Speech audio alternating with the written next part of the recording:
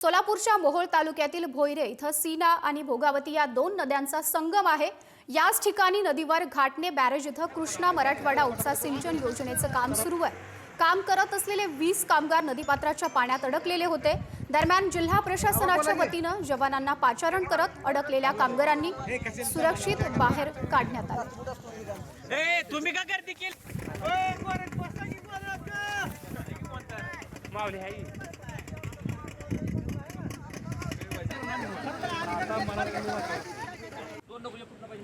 पुढची बातमी सीना नदीचा करमाळा तालुक्यातील संगोबा येथील आदिनाथ महाराजांच्या मंदिराला पुराच्या पाण्याचा विळखा बसलाय। संगोबा मंदिरात अडकलेल्या 90 जणांचे बोटीच्या सहाय्याने रेस्क्यू होणार आहे। इंदापूर आपत्ती व्यवस्थापन मदत पथक हे हजर झाले। आदिनाथ महाराज मंदिरामध्ये 80 ते 90 नागरिक हे अडकलेले होते, त्यांचा आता रेस्क्यू होणार आहे।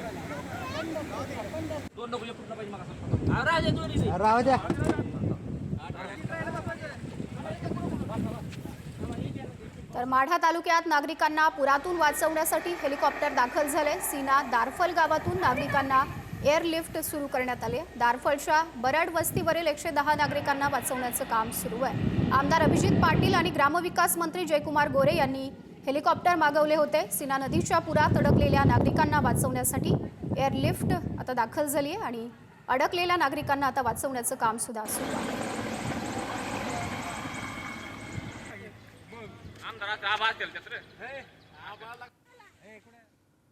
पुढची बातमी धाराशिवमध्ये तुफान पावसाने शेतकऱ्यांचं अतोनात नुकसान झाले। भूम परांडा रस्त्यावरील आष्टा परिसरात सोयाबीनच्या पिकांचं मोठं नुकसान झाले। मुसळधार पावसामुळे शेतकरी मात्र हैराण झालेले आहेत।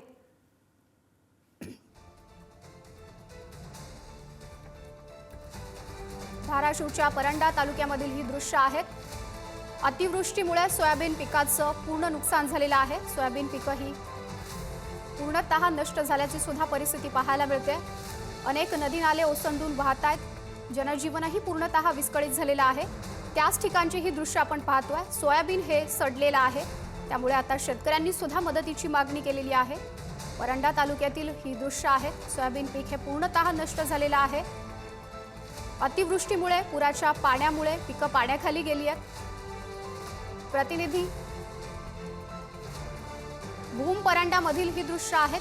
शेतकऱ्यांचं हे अतोनात नुकसान झालेलं आहे। जोरदार पाऊस झाल्यामुळे पिकं ही पूर्ण पाण्याखाली गेली आहेत, त्यामुळे शेतीचं सगळ्यात मोठं नुकसान झालंय।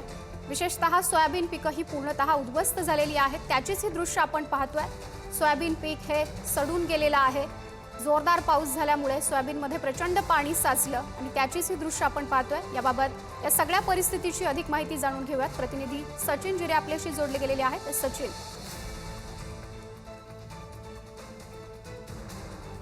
दाखवण्याचा प्रयत्न करतोय। माझ्या समोर हा जो शेत आहे सोयाबीनचा, त्या शेतामध्ये पाणी आहे आणि हा सोयाबीन जो आहे हा काढणीला आला होता आणि अशा पद्धतीने त्याचं पूर्ण नासाडी झालेली आहे।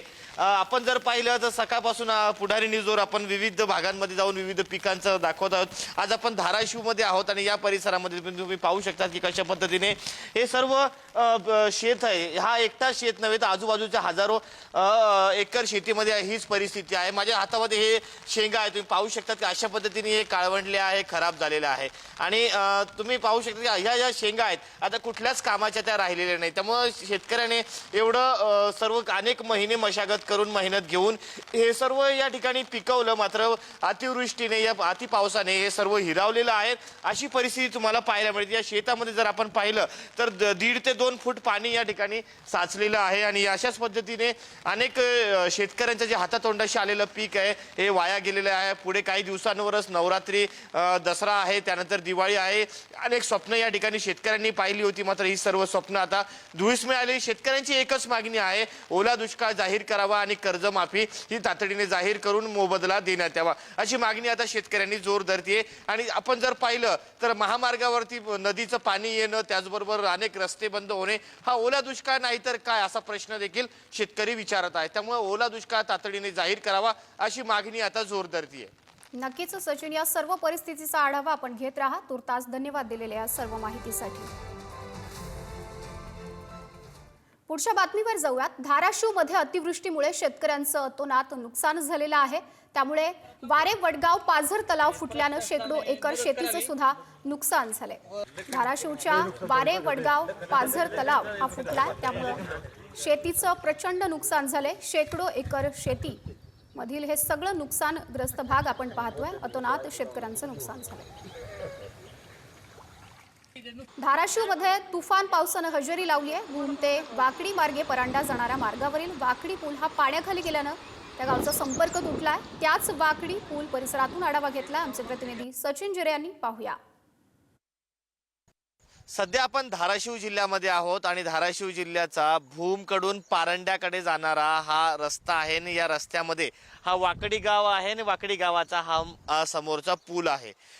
हा पूल आपण पाहू शकतो पूर्णपणे पाण्याखाली गेलेला आहे आणि त्यामुळे या दोन्ही गावांचा जो संपर्क आहे तो तुटलेला आहे. या ठिकाणावर जाणारा हा प्रमुख मार्ग आहे, मात्र हा या रस्त्यावरून मोठ्या प्रमाणात पाणी आल्याने आणि आजूबाजूचे गावं देखील तुम्ही पाहू शकतात, आजूबाजूची शेतं पाहू शकतात, ही संपूर्ण पाण्याखाली आलेली आहे. कमरे एवढं पाणी पुलावरती आहे, त्याच्या खाली त्यापेक्षा दुप्पट पाणी आहे. त्याच पद्धतीने या बाजूला जर आपण पाहिलं तर पारंड्यावरून भूमकडे येणारी जी वाहनं होती ती देखील समोरच्या बाजूला थांबलेली आहे. जवळपास हा संपूर्ण जो रस्ता आहे हा संपूर्ण रस्ता या ठिकाणी पाण्याखाली आलेला आहे. हा पूल पाण्याखाली आहे, त्यामुळे कुठेतरी या भागामध्ये जो रस्ता आहे तो बंद झालेला आहे. दोन्ही बाजूचं ये जा ही पूर्णपणे आता सध्या बंद झाल्याचं चित्र आहे. कॅमेरा पर्सन अमोल वाघुलेसह मी सचिन जिरे, पुढारी न्यूज, धाराशिव.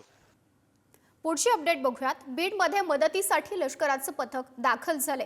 बीडच्या हिंगणी हवेली परिसरात सिंदफणा आणि नदीनं या रौद्र रूप धारण केले.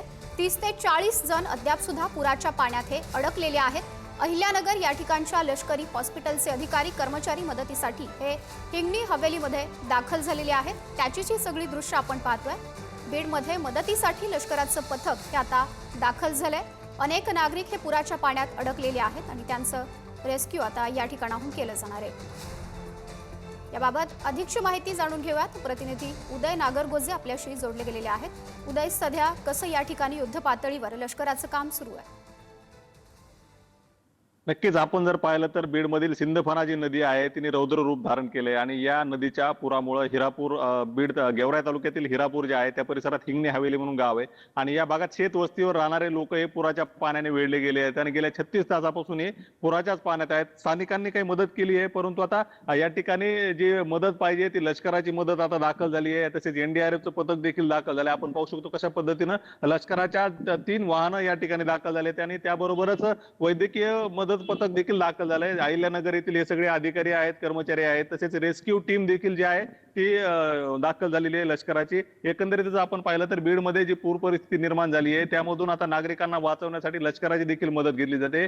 3 दिवसापूर्वी कडा येथे देखील अशी परिस्थिती निर्माण झाली होती, त्या ठिकाणी देखील लष्कर दाखल झालं होतं आणि त्यानंतर आता गेवराई तालुक्यात देखील लष्कराची मदत घेतली जाते. अद्यापही या ठिकाणी 30 ते 40 लोक हे अडकले आहेत आणि त्यांना काढण्यासाठी आता हे लष्कराचे अधिकारी त्या ठिकाणी जाणार आहेत. आता ही जी वाहनं थांबले त्या ठिकाणाहून पुढे कुठलेही वाहन जाऊ शकत नाही. पायी त्या ठिकाणी ही सगळी मदत पोहोचावी लागणार आहे आणि त्यानंतर बोटीच्या सहाय्यानं त्या लोकांपर्यंत पोहोचावं लागणार आहे. ते लोक सुरक्षित आहेत, परंतु पुराच्या पाण्याने वेढले आहेत आणि जर पावसाचा जोर वाढला तर त्या लोकांना धोका निर्माण होऊ शकतो. त्यामुळे आता ही खबरदारी प्रशासनाकडून घेतली जात आहे. या ठिकाणी स्वतः विजयसिंह पंडित असतील, उपविभागीय अधिकारी जाधव असतील दार असतील हे देखील तळ ठोकून आहेत आणि लष्कराचे अधिकारी देखील आता त्यांच्याशी चर्चा करत आहेत आणि लवकरच या लोकांना आपण बाहेर काढू असा विश्वास देखील त्यांनी व्यक्त केला आहे. नक्कीच उदय, धन्यवाद दिलेले या सर्व माहितीसाठी. पुढच्या बातमीकडे वळूयात. बीडच्या पिंपळगाव कानडा शिवारामध्ये अडकलेल्या नागरिकांची आता सुटका करण्यात आली आहे. तब्बल 36 तासांपासून 11 जण हे पाण्यामध्ये अडकलेले होते. स्थानिक मच्छीमारांच्या मदतीनं बचाव कार्य राबवलं गेलं आणि आता या सर्व नागरिकांची सुखरूप सुटका करण्यात आलेली आहे. स्थानिक मच्छीमारांच्या मदतीनं बचाव कार्य हे सुरू करण्यात आलेलं होतं. तब्बल 36 तासांनंतर त्या नागरिकांना पुराच्या पाण्यातून बाहेर काढण्यात आलं. पुढची बातमी पाहूयात. जालन्याच्या अंबड तालुक्यातील सुकना नदीला पूर आलाय. पुराचं पाणी हे शेतात शिरले, पिकांचंही मोठं नुकसान झालंय. जालन्यामधील पूरस्थितीची ही सगळी दृश्य ड्रोन कॅमेऱ्यामध्ये कैद झालेली आहे. पुराचं पाणी हे शेतांमध्ये शिरलंय, पिकांचंही अतोनात नुकसान झालेलं आहे. त्याचीच ही ड्रोन दृश्य आपण पुढारी न्यूजच्या स्क्रीनवर पाहतोय. अंबड तालुक्यामधील सुकना नदीला पूर आलाय। शेत शिवारही सगळी पाण्याखाली गेली आहे।